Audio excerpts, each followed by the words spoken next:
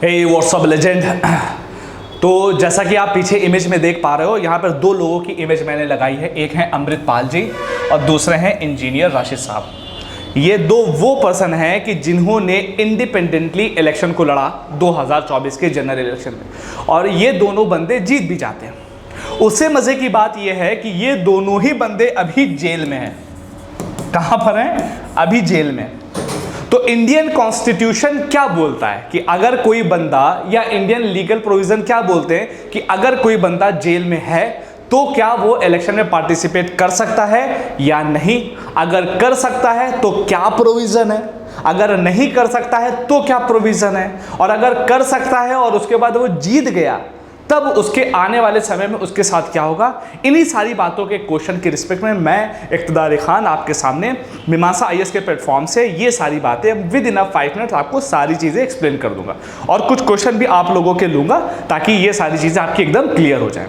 तो वीडियो की स्टार्टिंग करते हैं और सबसे पहले जानते हैं कि ये दोनों लोग हैं कौन और इनके ऊपर चार्जेस क्या हैं। सबसे पहले हम बात करते हैं अमृतपाल सिंह के ऊपर।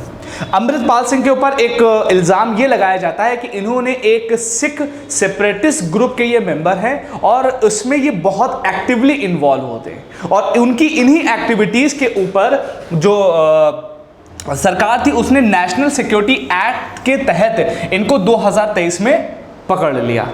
अब तब से लेके अब तक ये असम के डिब्रूगढ़ वाला जो प्रिजन है उसके अंतर्गत कैद है। ये तब से वो जेल में बंद है, लेकिन इन्होंने इलेक्शन में पार्टिसिपेट किया और ये इलेक्शन जीत भी गए। आपको मैं एक बात बता दूं, जो नेशनल सिक्योरिटी एक्ट है वो ये बोलता है कि अगर कोई भी बंदा नेशनल सिक्योरिटी एक्ट के तहत अगर सरकार चाहे तो 12 महीने तक उसको डिटेन कर सकती है बिना किसी चार्जेस के। कोई वैलिड चार्ज ना हो तब भी डिटेन कर सकती है। इतना पावरफुल लॉ है, और उसी के तहत इनको गिरफ्तार भी किया गया था। तो ये थे अमृतपाल जी। दूसरे आते हैं इंजीनियर राशिद साहब। ये तो और तगड़ी पर्सनालिटी हैं। बताया जाता है कि ये 2 बार के एमएलए हैं, 2 टाइम एमएलए हैं, और इन्होंने अपनी खुद की एक पार्टी बनाई हुई है जिसको जम्मू एंड कश्मीर अवामी इत्तेहाद पार्टी बोला जाता है। और उससे ज़्यादा मज़े की बात यह है कि इन्होंने हराया किसको है? इन्होंने हराया है जम्मू एंड कश्मीर के जो फॉर्मर चीफ मिनिस्टर है ना, उमर अब्दुल्ला साहब, इनको हराया है।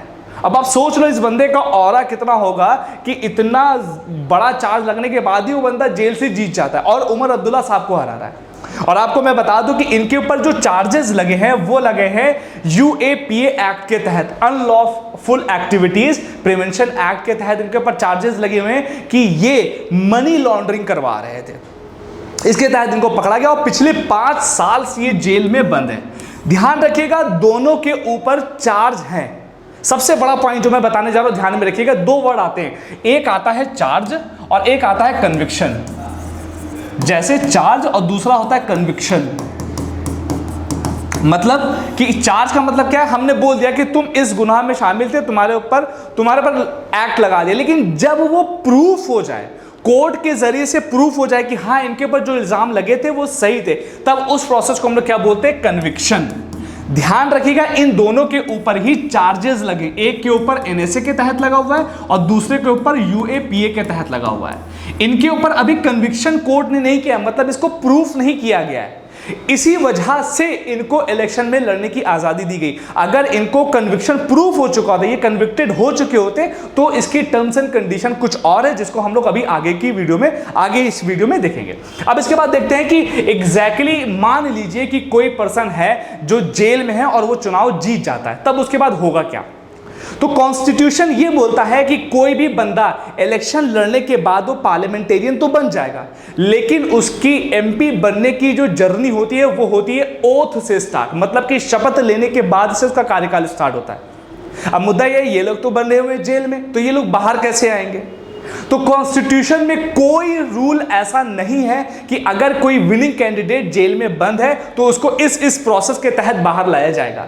लेकिन इससे पहले, इस केस से पहले बहुत बार ऐसा हो चुका है कि कुछ बंदों को पैरोल के ऊपर छोड़ा गया, वो लोग आने के बाद ओथ ली, ओथ लेने के बाद फिर से जेल में चले गए, जब तक छोड़े नहीं गए। जैसे उनमें सबसे इंपॉर्टेंट नाम आपका संजय सिंह का है, गोगोई साहब का है एंड द जॉर्ज फर्नांडिस साहब का है।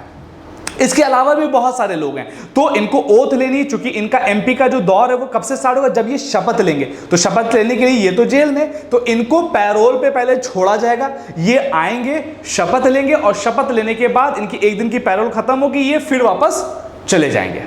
यहां तक बात हो गई कि इनको शपथ लेने का क्या प्रोसेस, इनका अब पार्लियामेंट का कार्यकाल तो स्टार्ट हो गया। अब एक रूल और है, कॉन्स्टिट्यूशन में एक आर्टिकल है, आर्टिकल 101 का क्लॉज 4, जो ये कहता है कि अगर कोई भी पार्लियामेंटेरियन मतलब कि एमपी 60 दिन तक रेगुलर पार्लियामेंट की प्रोसीडिंग में नहीं आता है तो उसको उसके पद से डिस्क्वालीफाई कर दिया जाएगा। क्या रूल कहता है, article 101 clause 4 of Indian constitution says that कि अगर कोई भी बंदा 60 दिन तक रेगुलर नहीं आता है पार्लियामेंट की प्रोसीडिंग में तो उसको डिस्क्वालीफाई कर दिया जाएगा। अब ये लोग तो बंद है वहां पर, तो ये कैसे आएंगे, तो इस रूल की रिस्ट्रिक्ट में भी ये होता है कि इन लोगों को इस वाले रूल का ब्रीच ना हो, तो जो कोर्ट होती है, कोर्ट से परमिशन लेके ये लोग बीच बीच में आते रहेंगे, वोटिंग करने के लिए भी बीच बीच में आते रहेंगे, लेकिन कोर्ट से परमिशन लेने के बाद, ऐसे नहीं। तो इस चीज का भी आंसर इसको मिल जाता है। अब ये बात आती है कि ये तो उनकी प्रोसीडिंग हो गई कि ये लोग आके शपथ ले लेंगे, शपथ लेने के बाद ये लोग जो 60 दिन वाला क्लॉज है उसको कैसे मैनेज करेंगे। अब उसके बाद ये होता है कि चलो ये तो बात उन लोगों के पास जिनके ऊपर चार्ज लगे हुए हैं, लेकिन मान लो इनके ऊपर जो चार्ज लगे अब ये प्रूफ हो जाते हैं, मतलब कन्विक्शन हो जाता है, तब इनके ऊपर क्या किया जाएगा। या कोई भी एक ऐसा कैंडिडेट है जो कि पार्लियामेंट का मेंबर है और उसके ऊपर किसी भी चार्जेस का कन्विक्शन हो जाता है, मतलब उसके ऊपर चार्जेस को प्रूफ कर देती है कोर्ट, तब उसके ऊपर क्या प्रोसेस होंगे। तो ध्यान रखिएगा, section 8 of representation of peoples act 1951 ये बोलता है कि अगर कुछ ऑफेंसेस में किसी के ऊपर कन्विक्शन सिद्ध हो जाता है, मतलब किसी ने कोई गुनाह किया तो उसके ऊपर पहले चार्ज लगाया, जो इल्जाम लगाया जाता है उसको बोलते हैं चार्ज, लेकिन जो इल्जाम लगाए गए तो उसको कोर्ट ने प्रूफ कर दिया, कन्विक्शन दे दिया, कन्विक्टेड हो गए वो, तब उसके ऊपर section 8 of representation of peoples act 1951 के तहत एक्टिविटी की जाएगी। और उसमें क्या बोला जाता है कि उसको जिस दिन से उसके ऊपर डेट ऑफ कन्विक्शन होगी उसको पार्लियामेंट और स्टेट लेजिस्लेचर का इलेक्शन लड़ने से रोक दिया जाएगा। मतलब कि अगर कोई भी बंदा जिसके ऊपर कन्विक्शन सिद्ध हो गया है तो जिस दिन से उसका कन्विक्शन सिद्ध हुआ है उस दिन से उसके ऊपर पार्लियामेंट या स्टेट लेजिस्लेचर का इलेक्शन लड़ने के से रोक दिया जाएगा। दूसरा पॉइंट ये कि अगर मान लीजिए, ये तो बात उसकी होगी जब कोई इलेक्शन लड़ने जा रहा है, अब बात यह कि मान लीजिए कि कोई बंदा अभी पार्लियामेंट का मेंबर है और उसके ऊपर कोई चीज सिद्ध हो जाती है। अगर कोई मेंबर पार्लियामेंट का मेंबर है या विधानसभा का मेंबर है और उसके ऊपर अगर कन्विक्शन सिद्ध हो जाता है, किसी भी तरह का जुर्म साबित हो जाता है, तब यह बोला जाता है और साबित होने के बाद उसको 2 साल या 2 साल से ज्यादा की सजा मिलती है, उस कंडीशन में बोला यह जाता है कि उसको उसकी पोस्ट से डिस्क्वालीफाई कर दिया जाएगा। जैसे आपको पता होगा राहुल गांधी जी थे, उनके ऊपर एक केस को प्रूफ किया गया था और उनको उनके पद से डिस्क्वालीफाई कर दिया गया था।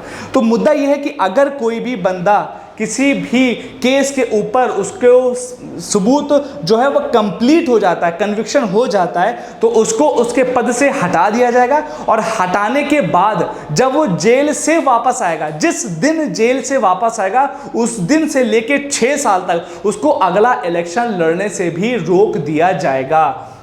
Period from contesting the election starting from the date of their release. It means कि उसको इलेक्शन लड़ने से रोक दिया जाएगा अगले 6 सालों तक के लिए, जिस दिन वो बाहर आएगा।